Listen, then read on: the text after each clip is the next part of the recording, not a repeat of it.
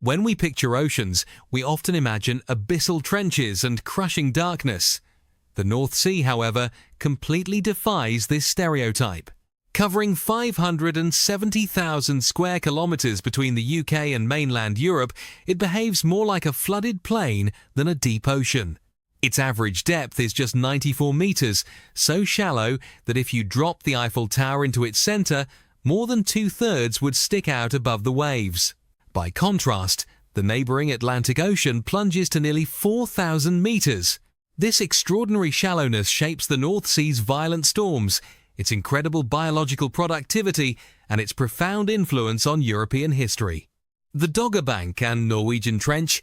At the heart of the North Sea lies the Doggerbank, a massive submerged plateau spanning over 17,600 square kilometers, larger than Connecticut. In some areas, the water above this sandbank is only 15 to 30 meters deep.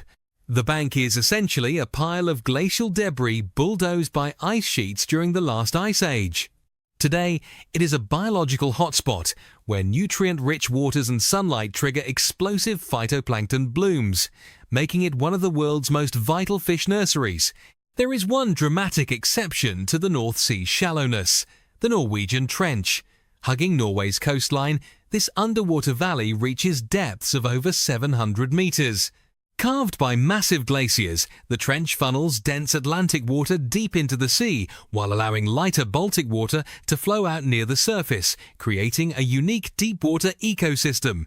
A dynamic mixing bowl. The North Sea is a chaotic mixing bowl where two maritime systems collide. Warm, saline Atlantic currents sweep in from the north and south, while cold, brackish Baltic water flows in from the east.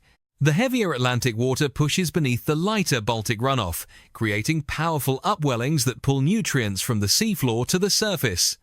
This perpetual churning is why the North Sea is so incredibly fertile, sustaining massive plankton populations that support an enormous marine food web. Doggerland, the lost world. The North Sea as we know it is relatively recent. During the last ice age, sea levels were much lower, and Britain was connected to mainland Europe by a habitable terrain called Doggerland. This prehistoric paradise teemed with mammoths, red deer, and Mesolithic hunter-gatherers. As the climate warmed, sea levels rose, slowly swallowing the land.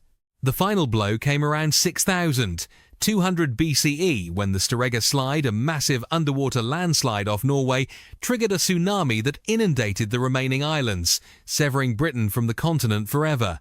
Today, the North Sea's seafloor is an accidental museum. Fishermen frequently haul up 10,000-year-old harpoons, mammoth teeth, cave lion skulls, and even human remains, slowly pulling the lost world of Doggerland back to the surface. Trade, energy, and the Dutch battle. In medieval times, the Hanseatic League dominated the North Sea, using it as a private superhighway to transport timber, fur, salt and wool, amassing staggering wealth and political power. Even the Roman Empire, despite occupying Britain, never tamed these brutal waters. In the late 1960s, the discovery of massive oil and gas reserves transformed the North Sea into an energy frontier, reshaping the economies of the UK and Norway. Today, its shallow waters and relentless gales make it a global leader in offshore wind energy. Meanwhile, the Dutch have spent a millennium fighting the sea. With a third of the Netherlands below the high tide mark, they have built massive dikes and pumping systems to reclaim land from the ocean, one of humanity's greatest engineering feats.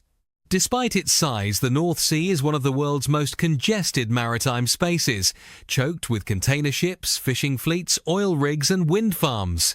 Without it, Europe would look profoundly different, just as it did when Doggerland was still above the waves.